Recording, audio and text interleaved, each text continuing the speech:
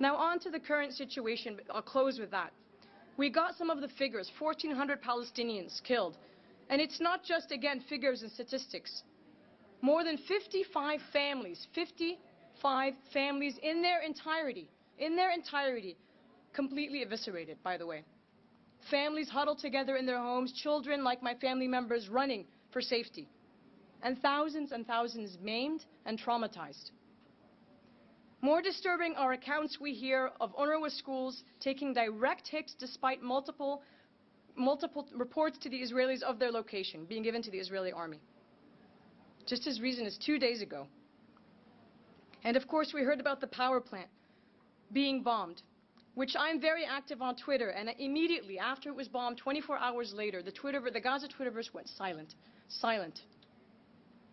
There were hundreds, this was what really marked this assault different from other ones, hundreds of eyewitnesses giving, minute by minute accounts as young as 15 and 16 years old as they were being bombarded, as they were fleeing for safety, of what was happening.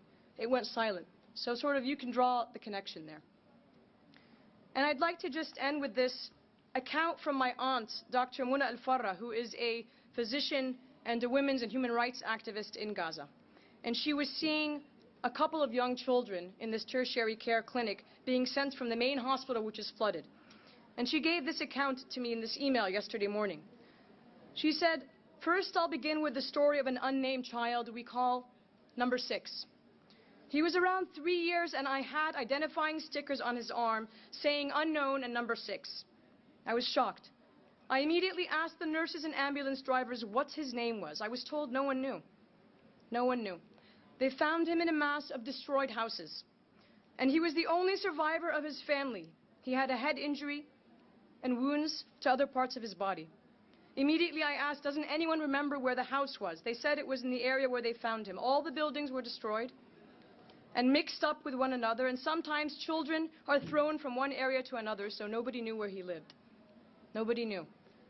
And then I realized, my aunt said, he's number 6.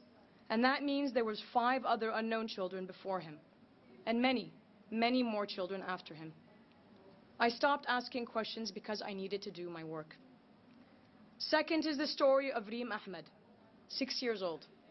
Reem arrived in the X-ray unit. She has a name also, and she used to have a family. She was the only surviving member. She lost her parents and all of her brothers and sisters, and she was injured in the head. These are just 2 small examples of what is being done in Gaza. Now we hear a lot of talk of Israel's need to defend itself, its right to defend itself, of Israel's security. But Israel's security can never be derived from imprisoning, bombarding, systematically incarcerating, demolishing houses, and repressing the indigenous population of Palestine.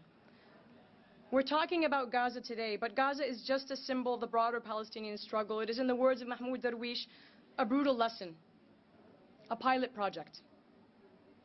And I'll end with this. UNRWA spokesperson Chris Guinness has said on Twitter that after the Israeli attacks on the first UN school, there's been 2 others since this tweet, UN schools turned shelters using military aid, US military aid.